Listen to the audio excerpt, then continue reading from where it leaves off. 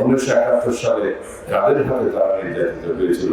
সেরকম একটি ধর্মভিত্তিক রাজনৈতিক দল আজকে নবরূপে নির্বাচনে দাঁড়িয়েছে।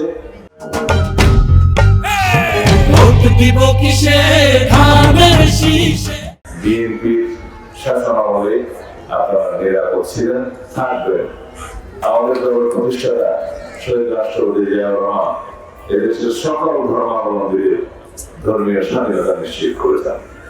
তিনি এদেশের সকল মানুষকে নিয়ে এই ভূখণ্ডের মধ্যে যারাই বসবাস করে তাদের সকলকে নিয়ে একটি জাতীয় পরিচয় দিয়েছেন আমাদের, যে আমরা কোনোভাবেই কোনো ভাষাভিত্তিক বিভক্তি চাই না, ধর্মভিত্তিক বিভক্তি চাই না।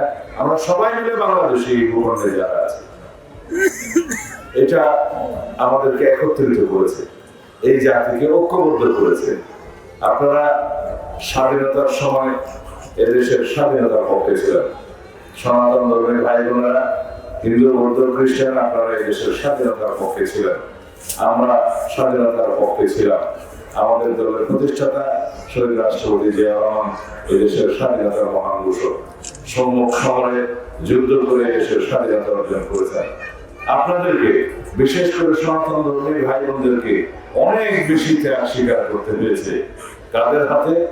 যারা এদেশের স্বাধীনতায় বিশ্বাস করেনি, এদেশের স্বাধীনতা চায়নি, তাদের হাতে। আপনাদের পূর্বপুরুষরা যারা এখনো জীবিত আছেন তারা জানে